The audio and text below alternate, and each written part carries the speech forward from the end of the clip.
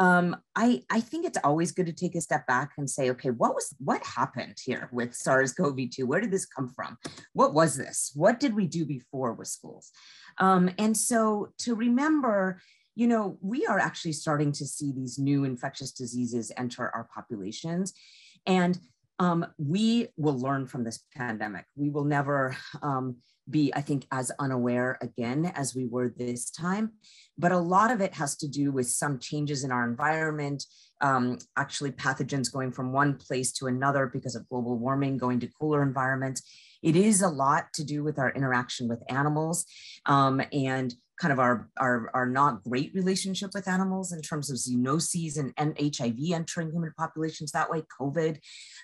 We encroach onto animal habitats and people are more crowded together. We have more possibility of contagion, and then obviously jet travel and how fast we move.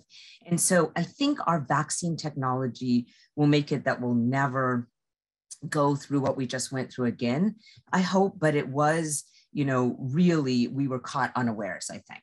Now, there was, in a way, a warning that this could happen in the sense that there were two other coronaviruses, like COVID is a coronavirus, that did this. One was in 2002, it was called SARS, and it actually only lasted about 9 months in the world. It was much more limited, 8,100 cases. And only 774 deaths compared to where we are now. But it came originally from the horseshoe bat, went through animal called the palm civet, and then came to us in humans. So it caused severe respiratory disease in humans, just like COVID-19 did. And so this was a warning that coronaviruses would usually cause mild colds. There are 4 circulating common cold coronaviruses, that coronaviruses could turn deadly in humans, but it was very limited. The second pandemic like this was also very limited. It was called MERS, and it came in Saudi Arabia in 2012. Again, a coronavirus that caused severe respiratory disease, but much more limited, only 2 cases here in the United States. And it came from the bat, went to the camel, and then came into humans. So here we are with SARS-CoV-2, and we don't know exactly what the intermediary animal is.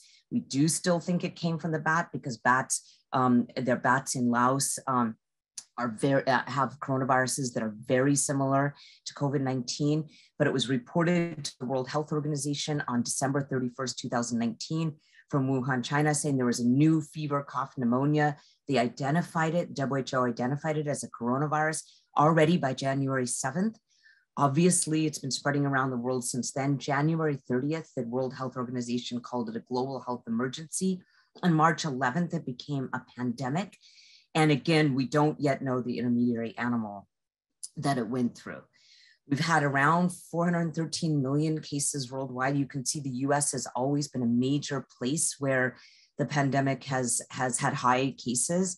And unfortunately, 5.8 million deaths now recorded from the COVID-19